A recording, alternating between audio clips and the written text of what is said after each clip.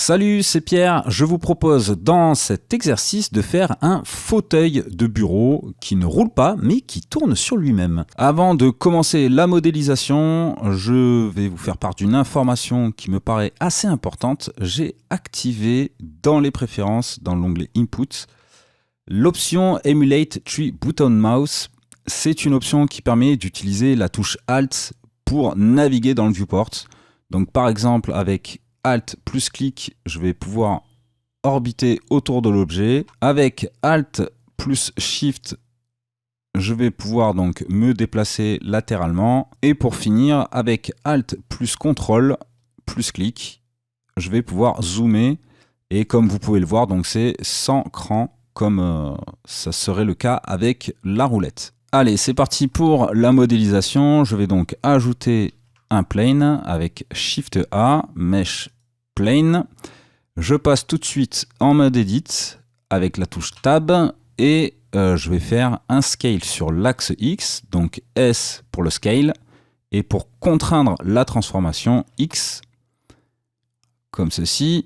Ensuite, je vais ajouter une loop cut ici au milieu, donc en faisant CTRL R, je clique gauche pour valider le nombre, puis clic droit pour valider la position initiale du loop cut.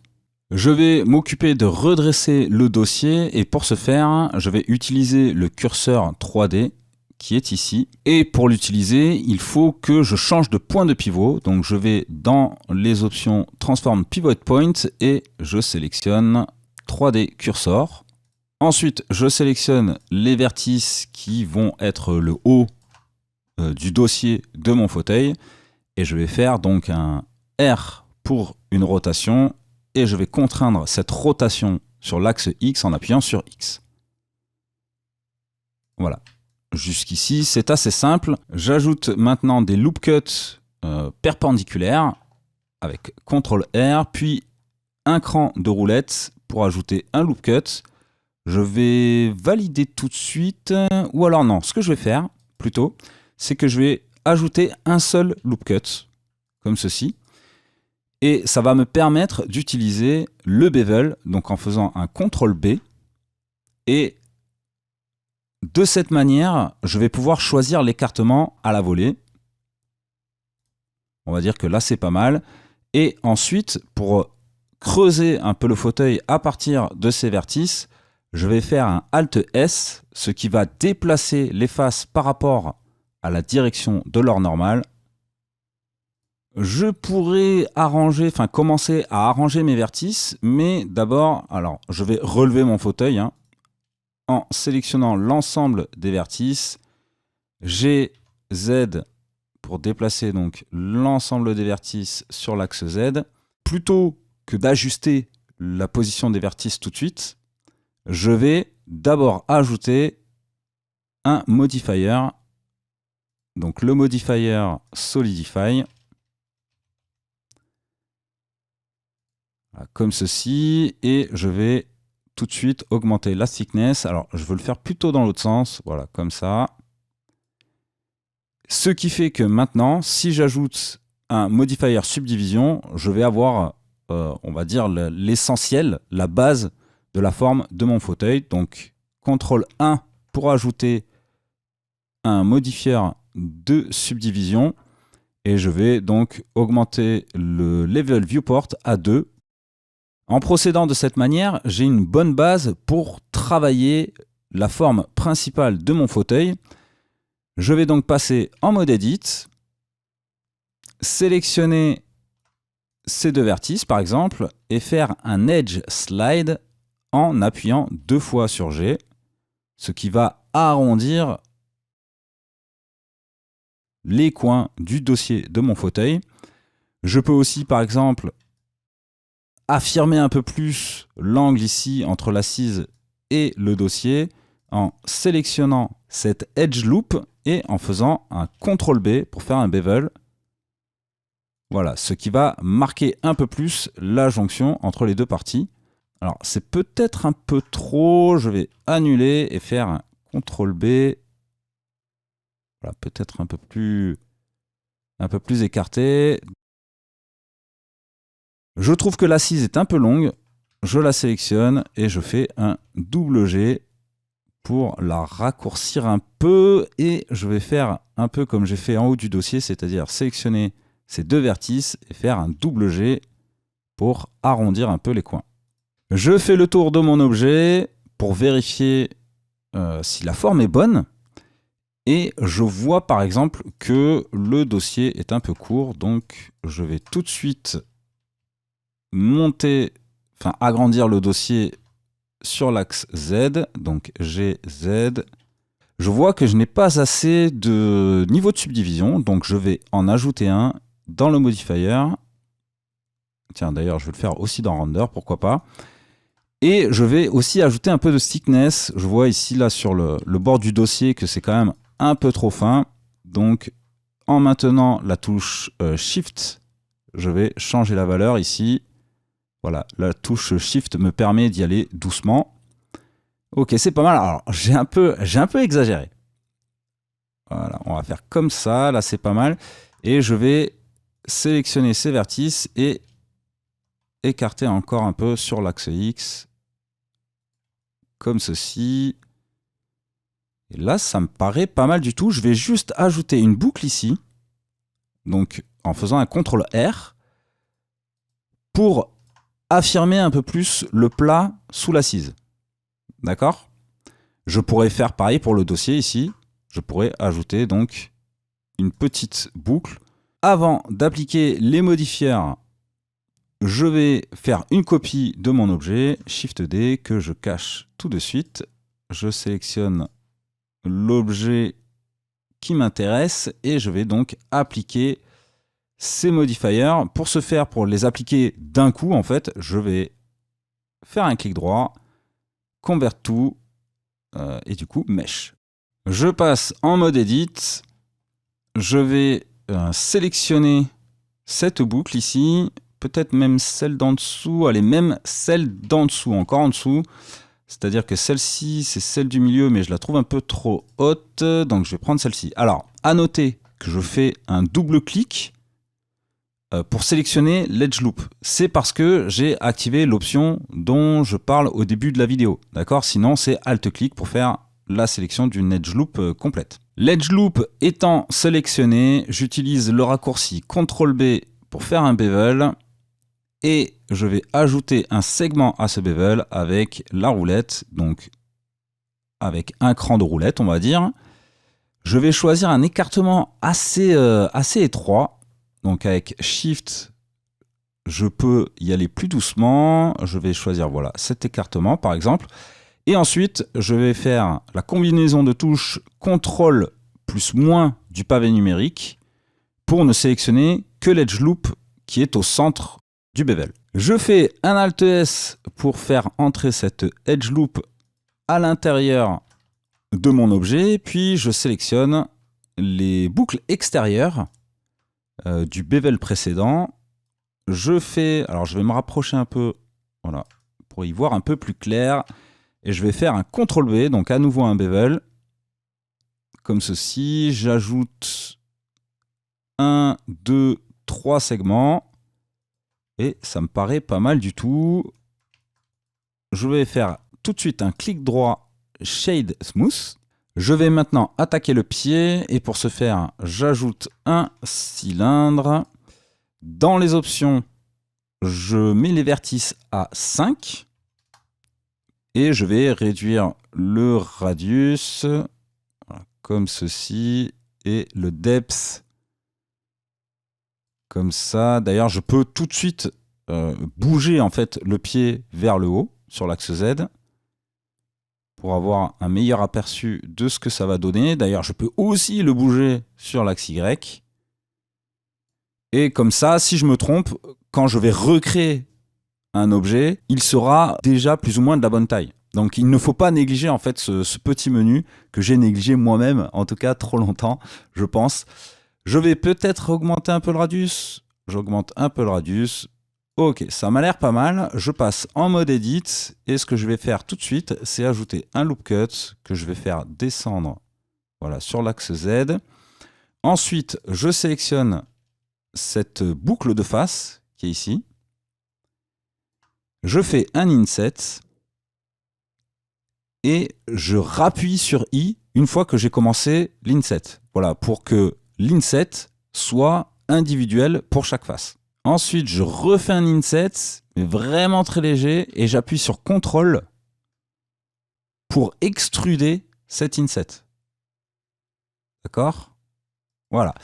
Et ce que je vais faire tout de suite, d'ailleurs, c'est ajouter un modifieur de subdivision. Et tout de suite, je peux voir qu'il me manque quelques boucles de soutien. C'est le moins qu'on puisse dire. Donc, je passe en mode Edit et je vais ajouter ici voilà, quelques boucles déjà pour maintenir un peu la forme. Je vais faire la même chose pour les branches.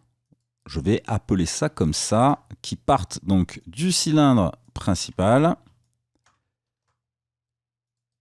Je vais ajouter 3 loop cuts à chaque branche. Ensuite, je passe en mode objet pour voir si tout se passe bien. Je vais ajouter quand même un level de subdivision dans le modifier de subdivision. Il ne reste plus qu'à affirmer la forme de ces branches. Par exemple, ce que je peux faire, c'est sélectionner toutes les arêtes qui sont en bas au bout des branches. Je vais faire attention à changer de point de pivot. Donc, je sélectionne Median Point. Je fais un Scale. Sauf que je vais empêcher ce Scale sur l'axe Z en faisant Shift Z. Comme ceci. Voilà. Et je n'ai plus qu'à ajouter une boucle qui va faire le tour des branches sur la partie basse. Donc, CTRL R. Voilà, je ne vais pas trop bas. Et là, ça m'a l'air pas mal. Alors, j'ai peut-être un peu exagéré au niveau du scale. Donc, je fais 2 fois CTRL Z, S, Shift Z. Ça fait pas de mal de rappeler. Et un petit CTRL R pour ajouter une boucle. Je vais pouvoir maintenant ajouter ici une forme pour faire la jonction avec l'assise. Pour ce faire, je vais sélectionner cette boucle de face ici. Et je vais faire un Alt-E, Extrude Faces Along Normals, avec l'accent s'il vous plaît, voilà, comme ceci. Donc pour faire une extrusion, pour mieux y voir, je vais désactiver hop, le modificateur, comme ceci. Et donc voilà, donc là c'est pas mal. Alors évidemment, il va falloir que je déplace le pied pour le recentrer un peu sur le siège. Mais je peux activer à nouveau le modificateur subdivision et je vais ajouter une boucle ici, une boucle de soutien et je vais faire la même chose sur cette partie là, voilà comme ça, et je vais d'ailleurs hop ajouter une petite boucle ici pour maintenir la forme aussi à ce niveau là. Je me mets en vue de côté, je déplace mon objet pour qu'il soit sur une partie un peu plus plate. Il ne manque que le petit clic droit Shade Smooth. Ensuite, je vais m'occuper des patins et pour ce faire, je vais sélectionner cet edge qui est ici, amener mon curseur sur cet edge avec un Shift S vers le sud, donc Cursor to Selected, repasser en mode objet, Shift A, et je vais ajouter un cône. Ce cône, je vais tout de suite lui donner la forme que je veux, la taille surtout que je veux. Alors le radius 2, voilà, comme ceci c'est pas mal. Et le depth aussi c'est important. Je vais peut-être réduire le nombre de vertices, on va le réduire à 24. Ça me paraît pas mal. Et au niveau de la taille, en fait c'est un peu embêtant ici dans les options, donc je vais faire un scale tout de suite, voilà, comme ceci. D'ailleurs, ce que je peux faire aussi, c'est sélectionner cette face. Encore une fois, faire un Shift S, donc Cursor to Selected, donc vers le sud. Repasser en mode objet, je fais un clic droit, Set Origin to 3D Cursor, et de cette manière, je place l'origine de mon objet ici, ce qui fait que ça va être plus facile en fait de venir le coller ici. D'ailleurs, j'avais mis le cursor ici, donc sur cet edge. Je vais isoler avec la touche slash, voilà. Donc j'avais mis le curseur ici en pensant qu'en fait le haut du cône se retrouverait là, mais ce n'est pas le cas. J'avais oublié, donc je sélectionne cet edge, je fais un Shift S vers le sud, ce qui déplace mon curseur vers la sélection. Je fais slash pour sortir du mode local et je sélectionne maintenant mon patin. Je peux faire un Shift S vers le nord pour placer donc la sélection sur le curseur. Vu qu'il y a une subdivision, le patin est décalé, mais je peux évidemment le déplacer sur l'axe Y, comme ceci. Et je vais aussi pouvoir le scale.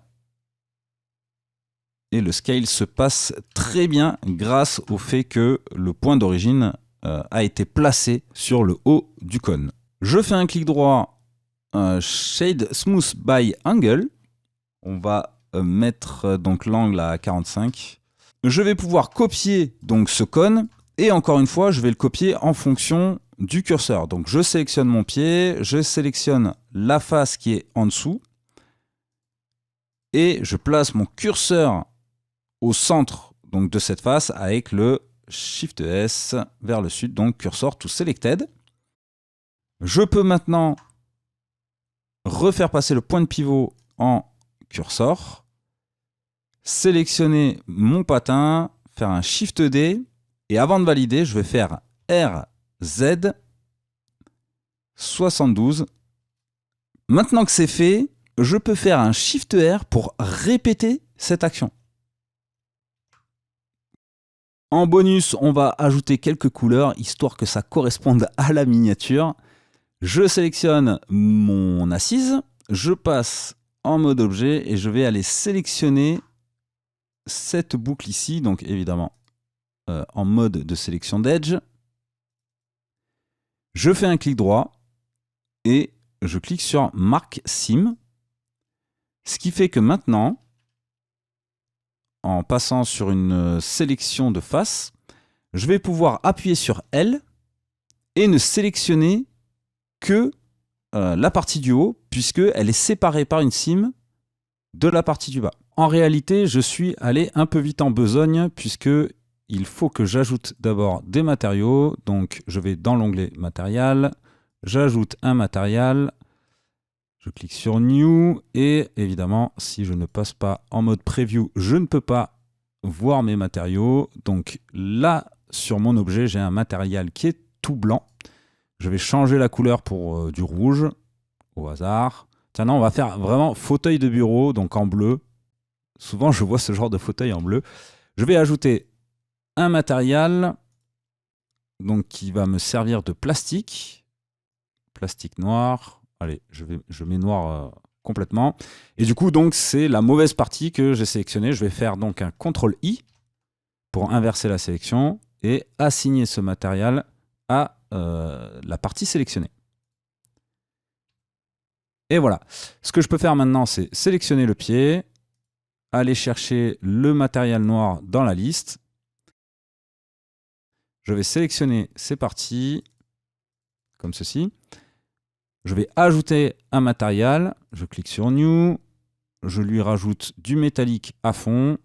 Et je vais ensuite assigner ce matériel à cette partie. Du coup, c'est pas génial puisque on a le tube ici qui est aussi large que les supports qui le tiennent. Donc, je vais faire un inset avec la touche I.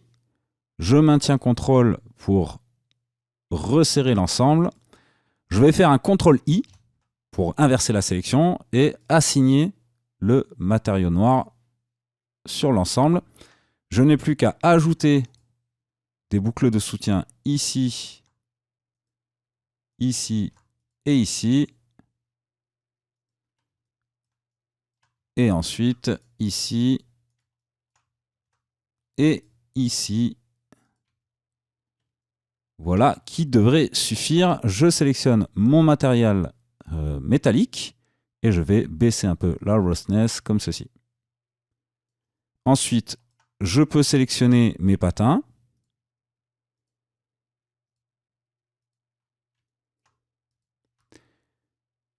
Ajouter le matériel métallique et faire un CTRL-L Link Materials pour copier la matière de ce patin sur les autres patins. Et voilà, le fauteuil est terminé. Je pourrais arranger encore un peu le matériau bleu en augmentant la roughness comme ceci. Aller dans le sheen et augmenter un peu le weight, voilà, pour lui donner un petit aspect tissu. On change un peu la couleur, voilà, comme ceci. Et voilà, je pense qu'on est bon. J'espère que cet exercice vous a plu. N'hésitez pas, si vous avez des questions, à les poser dans les commentaires. Et je vous dis à la prochaine.